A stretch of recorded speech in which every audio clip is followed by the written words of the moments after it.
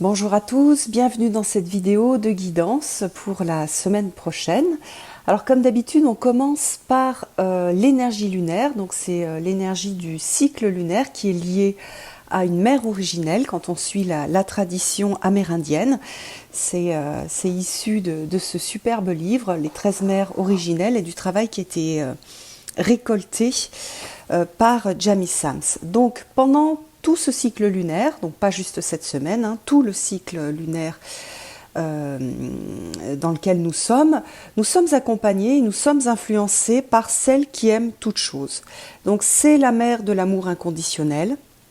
Donc ça veut dire qu'on va être challengé, qu'on va travailler ça, on va travailler l'amour inconditionnel. Souvent c'est par des choses qui viennent de l'extérieur, qui sont à l'inverse de cet amour inconditionnel.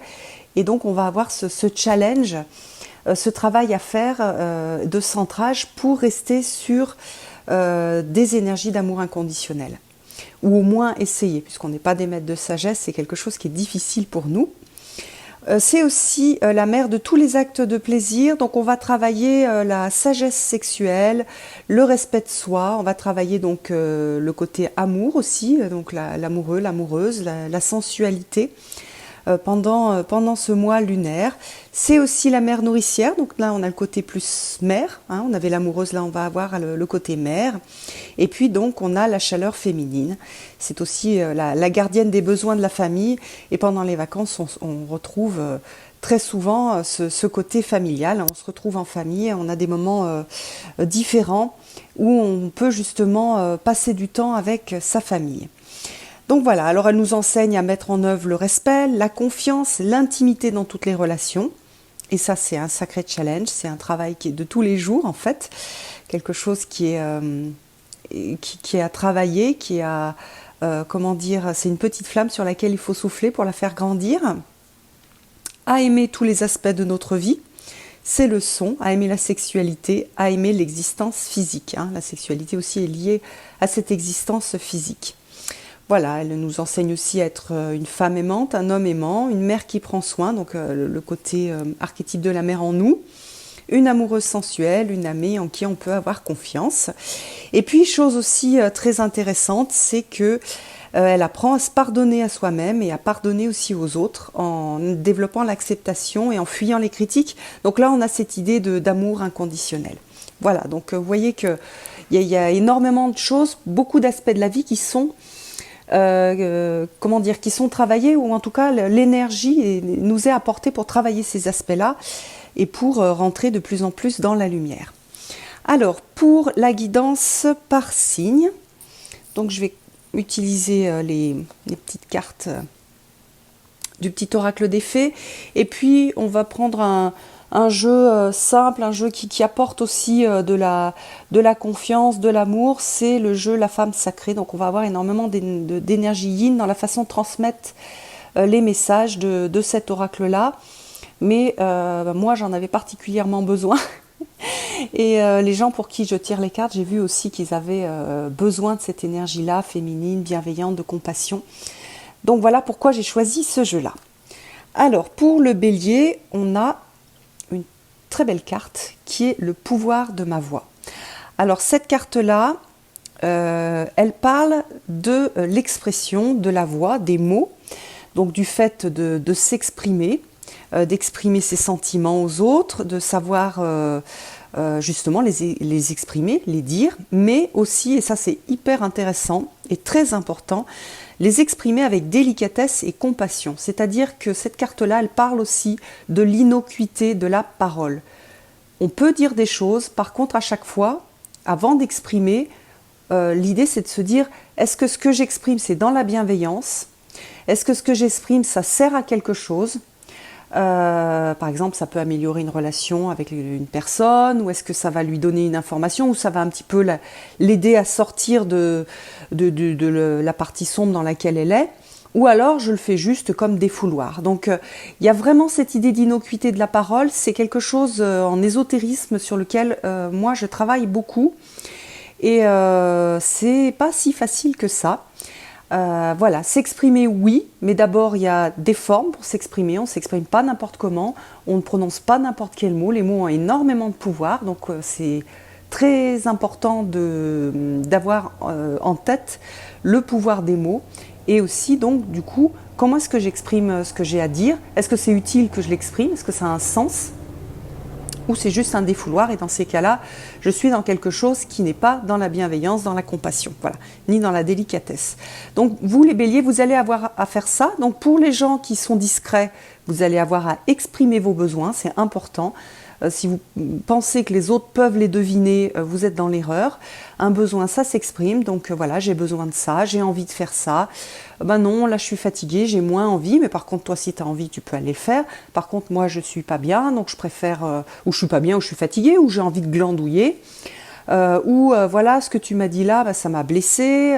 Donc on est vraiment sur cette idée-là d'apprendre à s'exprimer.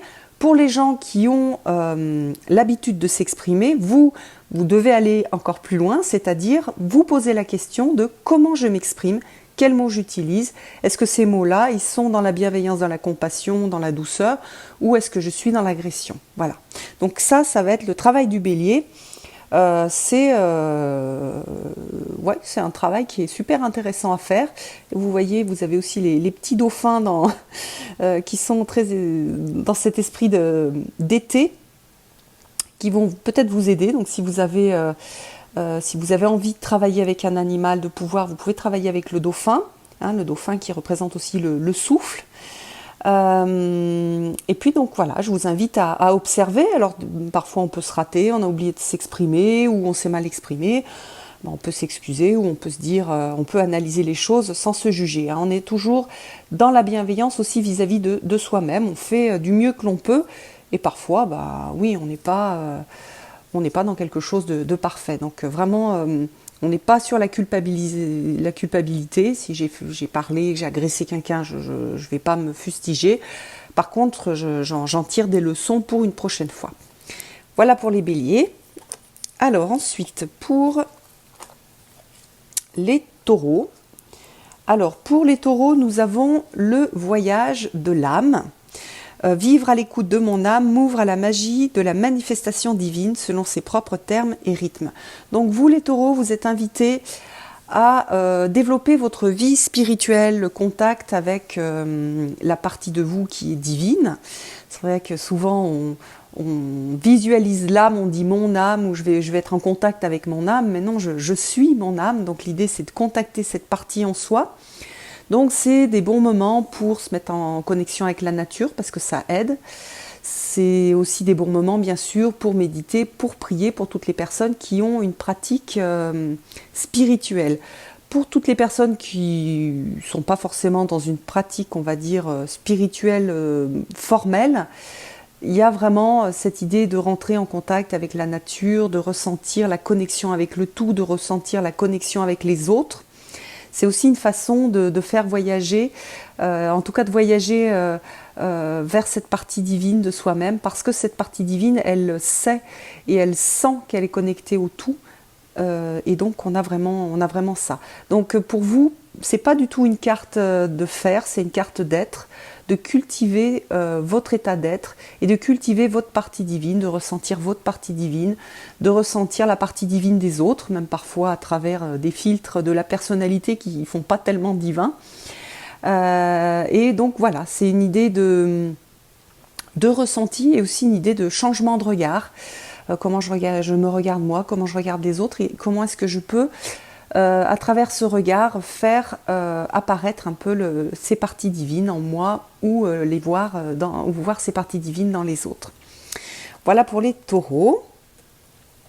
Ensuite, pour les gémeaux, nous avons la carte de l'amour de soi. Donc l'amour de soi, l'estime de soi. Chaque fois que je choisis de m'aimer, peu importe les circonstances qui m'entourent, je deviens audacieux, audacieux ou audacieuse.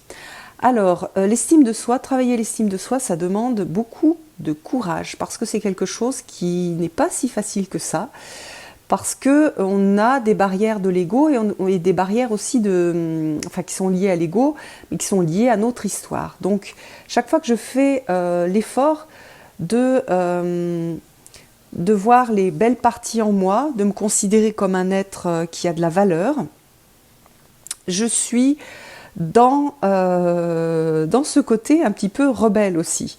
C'est-à-dire, je vais aussi être capable de voir mes parties qui sont lumineuses, et parce que je les vois, je vais pouvoir les offrir au monde.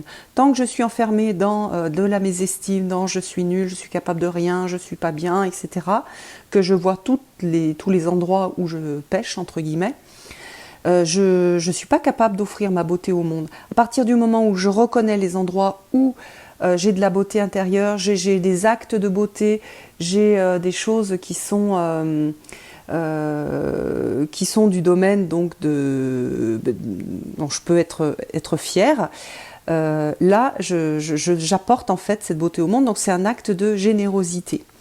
Donc travailler au niveau de l'âme, ça demande d'avoir déjà travaillé au niveau de l'ego et d'avoir rassuré l'ego et d'avoir travaillé sur l'estime de soi, sur la récupération de cette vision bienveillante vis-à-vis de moi-même. Donc vous allez travailler ça, vous allez travailler pendant cette semaine une vision bienveillante de vous-même. Je vous engage à le faire de façon consciente.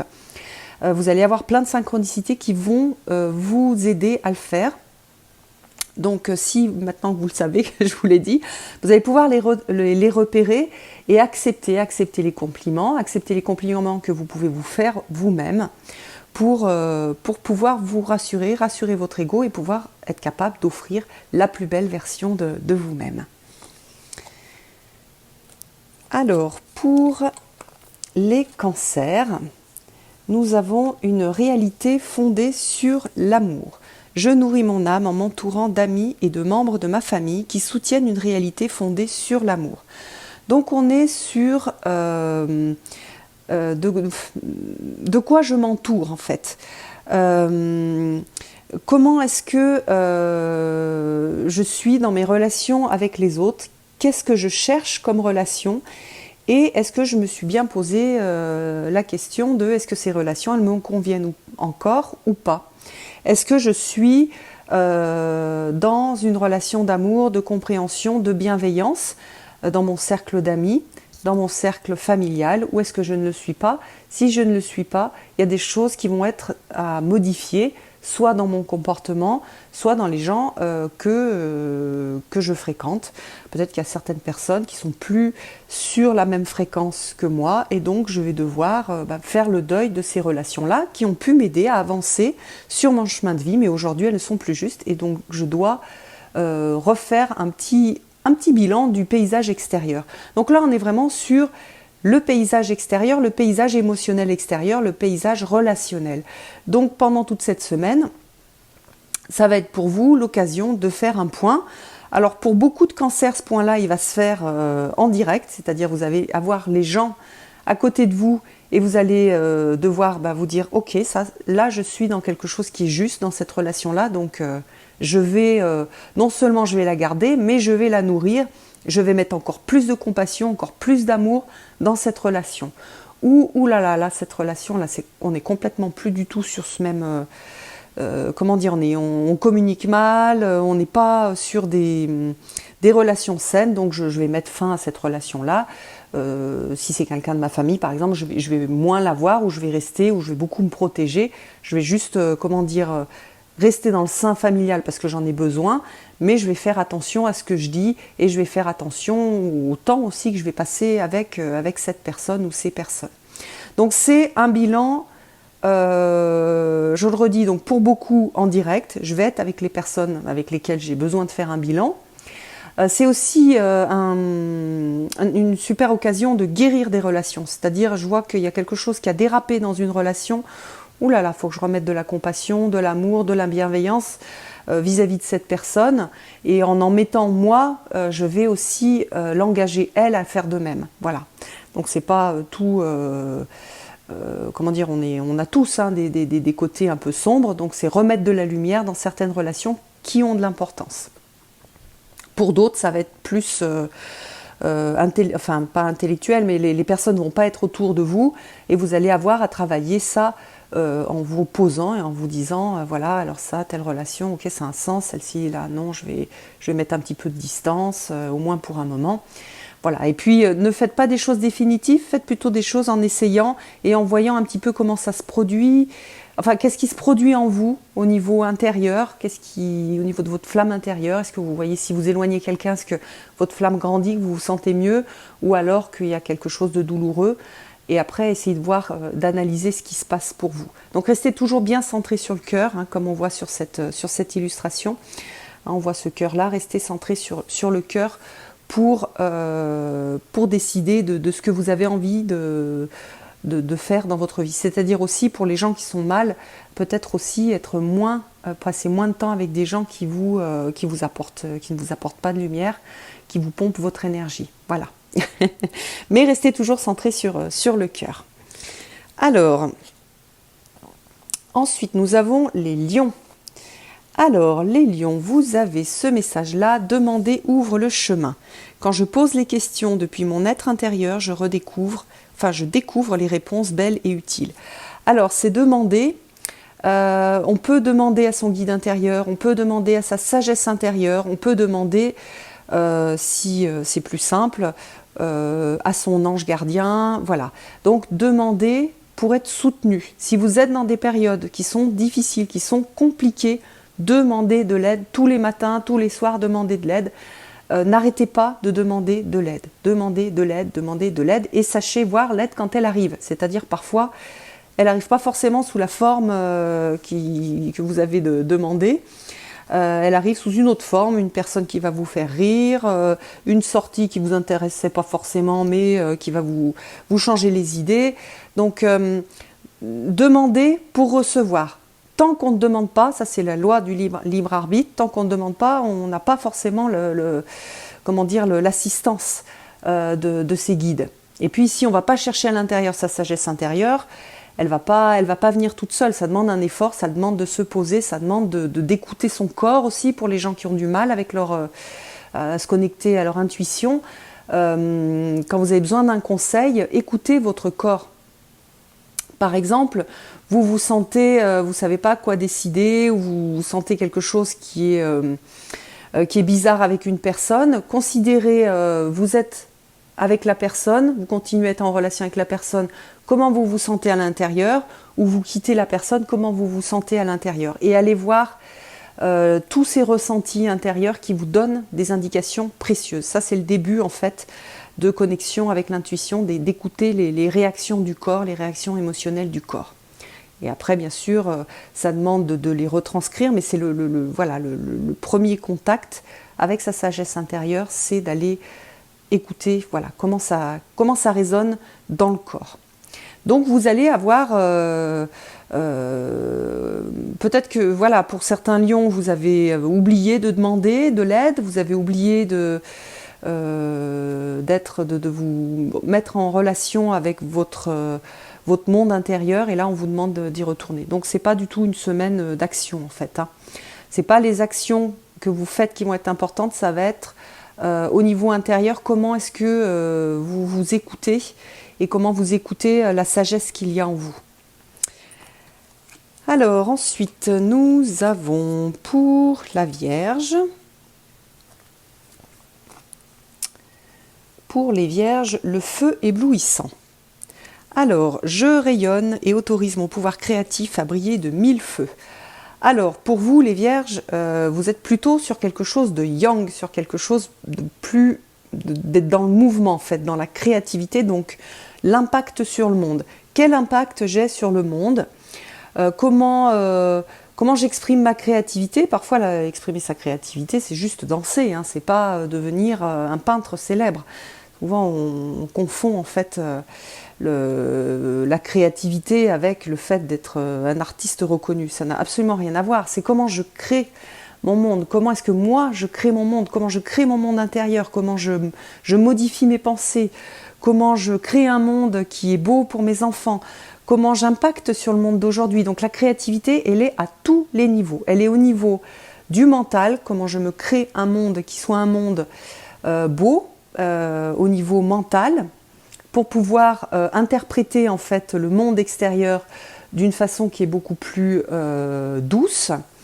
Comment est-ce que aussi je crée ma vie, quelles décisions je prends pour que ma vie elle soit belle, qu'elle soit douce, qu'elle soit en adéquation avec mes valeurs. Et puis après, pour tous les artistes en herbe ou les artistes, c'est qu'est-ce que je crée, qu'est-ce que je dessine, qu'est-ce que je tricote, quel château de sable je crée, quel temps je prends aussi pour rêver et créer des choses qui viennent des mondes imaginaires. Donc c'est un bon moment aussi pour créer à partir de l'enfant intérieur, pour passer du temps avec des enfants, pour justement faire des pâtés des châteaux de sable avec eux, pour ramasser des coquillages, pour faire des bouquets de fleurs sauvages, pour aller étudier justement ces fleurs, les connaître, pour faire la petite sorcière et faire macérer des plantes. Donc on a vraiment cette idée aussi d'impact et d'impact léger, d'impact presque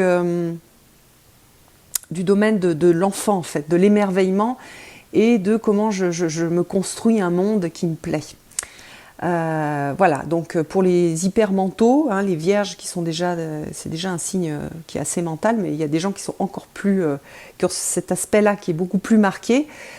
Pour vous, par exemple, il s'agit de revenir sur qu'est-ce que je pense et quel est l'impact de mes pensées sur ma créativité et parce que ça impacte, parce que la façon dont je vais voir le monde va me donner le droit ou non de créer des choses qui sont belles. Voilà, donc à vous d'aller travailler ça parce que c'est super intéressant. Et là, vous avez le feu qui vous est apporté, les vierges, donc profitez-en. Hein.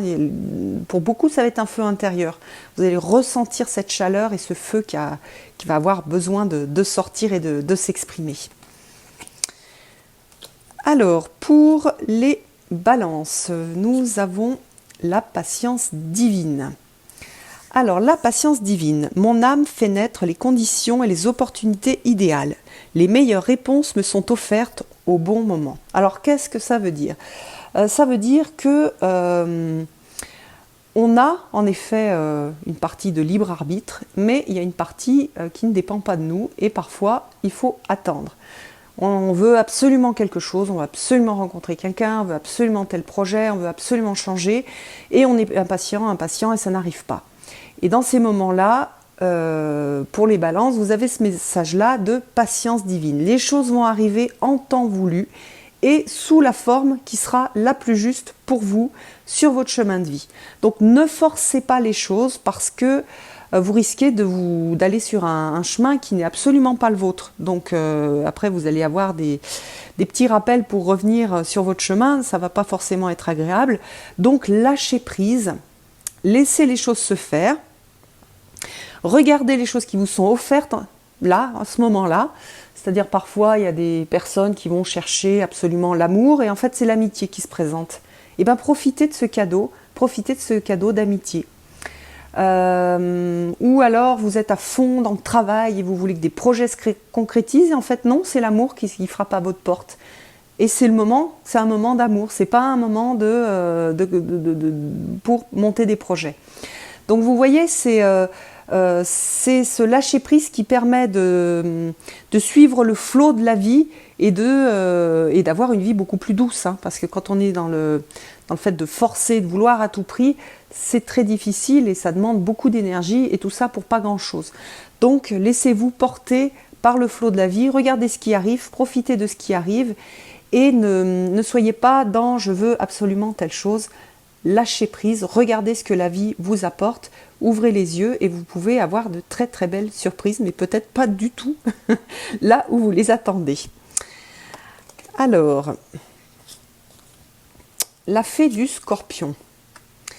Alors, la fée du Scorpion, donc pour les Scorpions, vous avez une carte qui est très intéressante parce qu'elle résonne avec l'énergie lunaire. Donc, j'étreins mon corps, j'honore et j'étreins mon corps, j'écoute ses besoins spécifiques. Donc, on est sur le respect du corps, le respect des besoins du corps. Alors, ça peut être des besoins de repos, ça peut être des besoins au niveau alimentaire, ça peut être des besoins au niveau sexuel. Donc, vous êtes amené à prendre soin de votre corps. Si vous êtes en couple, c'est un moment pour travailler justement cette intimité, l'intimité des corps. Voilà, si vous êtes Scorpion, c'est un très très bon moment pour reprendre ce contact, pour revenir à de la sensualité, à du partage à travers le physique. Si vous êtes seul, c'est aussi quelque chose qui est possible. Hein. La sexualité, elle n'est pas que à deux, elle existe aussi seule. Donc, j'écoute mon corps, et mon corps, il a besoin de quoi? Et je lui apporte ce dont il a besoin. J'ai besoin de repos, j'ai besoin de manger des fruits, j'ai besoin de fraîcheur, j'ai besoin de contact physique, et je vais, en respectant donc, ma vie, donc je vais lui apporter ça. Je ne dis pas du tout de se mettre en danger au niveau, par exemple, de la sexualité, d'aller rencontrer n'importe qui. Je vous le redis, quand on est seul, on a aussi, la capacité de s'apporter, de remplir ses besoins liés au corps. Voilà.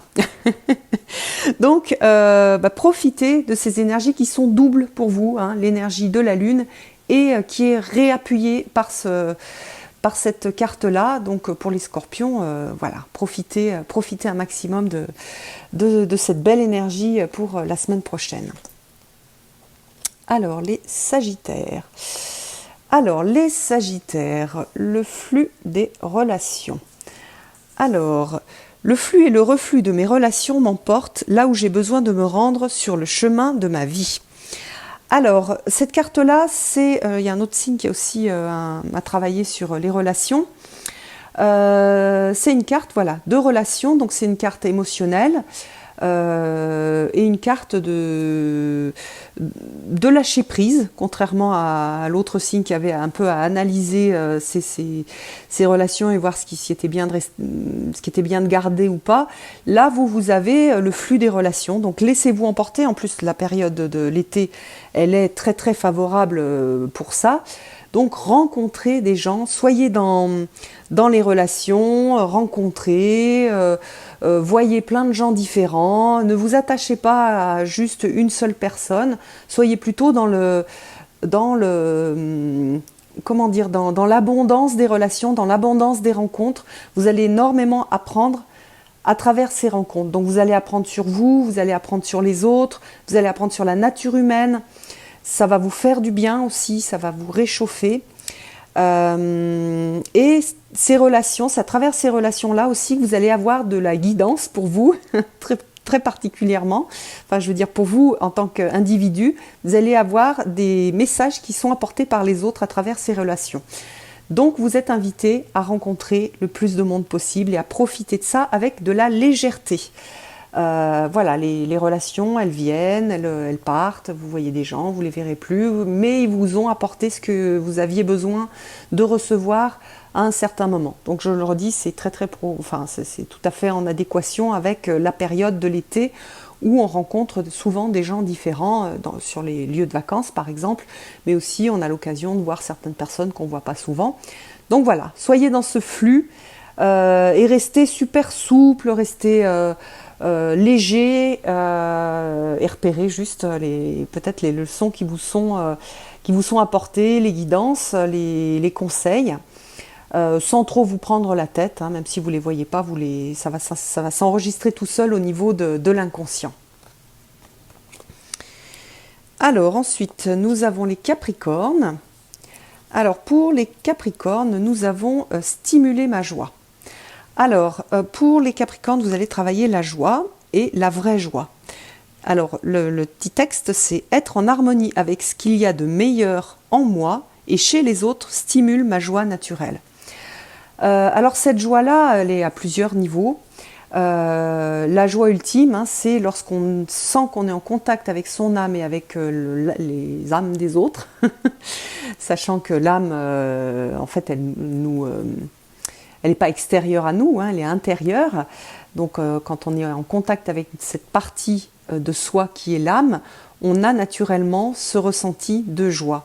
Mais pour commencer à ressentir ça, le premier pas, c'est de travailler l'harmonie en soi, c'est-à-dire, ça résonne beaucoup avec la mère originelle, c'est-à-dire l'amour inconditionnel, je m'aime de façon inconditionnelle. Donc voilà, je me relie avec ce qu'il y a de meilleur en moi. Et chez les autres aussi, je vois ce qu'il y a de meilleur en eux au lieu de pointer tout ce qui est déficient chez eux. Donc au lieu d'examiner tout ce qui ne va pas, je vais regarder tout ce qui va bien, tout ce qui est chouette, tout ce qui est beau en moi, tout ce qui est beau dans les autres. Et ça va me permettre de commencer à connecter ces qualités d'âme. C'est parce que on est dans l'amour en fait. Je vais pas noter ce qui va pas, je vais noter tout ce qui est beau, tout ce qui va bien, tout ce qui est lumineux. Et parce que je fais ça, je contacte le beau, le lumineux, et ça va stimuler ma joie. Voilà, donc c'est une super belle carte. Vous voyez qu'elle est extrêmement lumineuse. C'est une carte qui a énormément de soleil. Hein. La joie aussi, souvent, c'est un ressenti qui est lié au soleil. Et puis le soleil aussi, il est lié au rayon 2 qui est l'amour, qui est le rayon d'amour. Donc on va travailler, enfin vous allez travailler plus particulièrement l'amour. Pour certains, ça va être plus je m'aime. Pour d'autres, ça va être plus je regarde les autres avec bienveillance et je vais regarder les côtés d'eux qui sont des parties d'eux qui sont lumineuses. Et ça va permettre donc d'être vraiment dans ce sentiment de joie. Donc je vous invite vraiment à ressentir ça, c'est-à-dire peut-être à vous poser, à vous, par exemple, faire grandir des petites flammes d'amour dans votre cœur, à ressentir cet amour intérieur, à le faire grandir dans votre corps, à ressentir comme s'il y avait une sorte de fumée rose d'amour qui allait dans chacune de vos cellules. Et donc là, vous allez ressentir l'amour pour vous-même, l'amour de toutes les parties de vous-même. Vous allez pouvoir le faire aussi après en étendant ces vapeurs d'amour et en allant contaminer les autres, ou alors aller voir les parties roses d'amour qui sont dans les autres. Donc vous pouvez faire ce type de méditation, ça peut être très intéressant pour justement contacter cette joie-là. Alors ensuite, pour les Verseaux. Alors, pour les Verseaux, nous avons le chemin de la conscience. Si je demande avec sincérité, je suis toujours ramenée sur le bon chemin et à mon objectif fondamental. Alors là aussi, dans cette carte-là, pour les Verseaux, on a l'idée de « je demande ». Je suis, peut-être qu'il y a pas mal de Verseaux, enfin en tout cas moi j'en fais partie, qui ont un petit peu, qui sont un petit peu perdus et qui ont besoin d'un peu plus de guidance de leur guide, des énergies, on va dire, de lumière. Donc pour avoir cette guidance, il faut la demander et il faut aller chercher les réponses. Souvent on les a à l'intérieur, on peut les avoir aussi à l'extérieur à travers les synchronicités, mais il faut demander. Donc l'idée c'est d'avoir un cœur, alors avoir un cœur sincère, c'est se poser et être proche de soi, être bienveillant avec soi-même et voir qu'est-ce que je demande, comment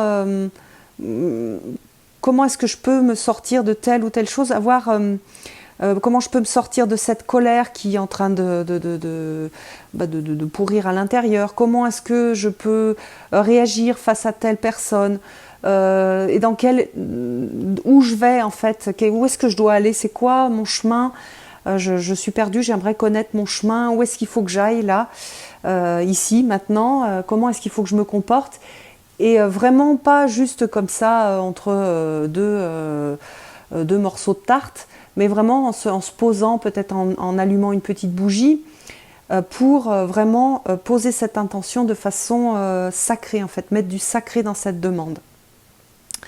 Donc c'est pas quelque chose de... C'est pareil, c'est pas un signe qui va travailler le fer, c'est un signe qui va plutôt travailler l'intérieur et réajuster son chemin intérieur, réajuster son chemin de vie. Donc on a vraiment sur... alors certains ça va être sur les pensées, d'autres ça va être sur comment j'agis, sur quelle décision je prends qui va avoir un gros impact sur ma vie. Ça peut toucher beaucoup de choses.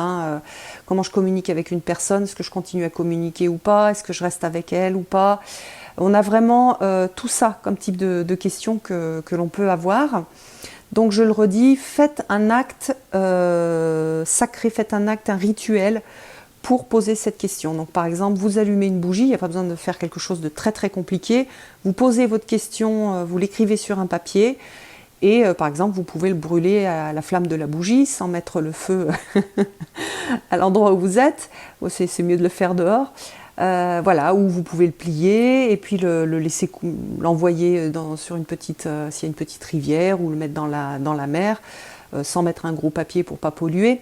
Donc voilà, on est sur ce type de démarche très simple, mais qui permet de poser en fait, de mettre de la conscience sur la question qui est posée, mettre plus de puissance pour pouvoir avoir les réponses et avoir les guidances.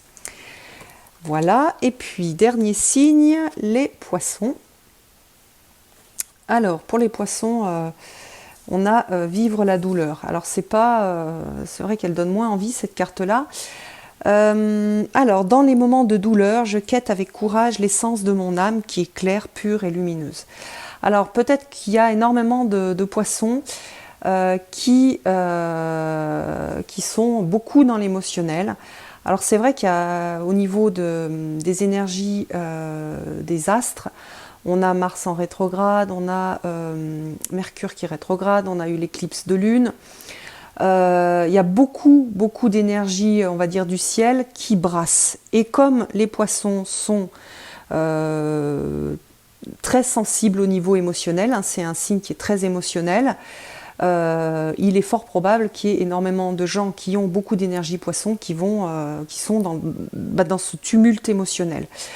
Donc l'idée c'est, ok, je suis dans ce tumulte émotionnel, mais je me pose et je sais que c'est que pour un temps, et comment dire, c'est un peu comme si il y avait une tempête et que je m'assois sur un rocher, je regarde la tempête, mais je ne vais pas sauter dans l'eau. Il y a une idée de prendre de la distance. Et ça demande du courage, hein, de prendre de la distance et d'accepter la douleur, hein, parce que quand on est dans un trop-plein émotionnel, on a de la douleur, hein, on souffre même des fois, parfois physiquement, on a mal au dos, on a mal à la tête, on a mal au cœur. Donc l'acceptation de ce qui se passe, ça permet de diminuer la douleur, justement, premièrement. Et deuxièmement, le fait de se dire, je me regarde juste réagir, je regarde tout ce qui se passe en moi, tout ce flot émotionnel.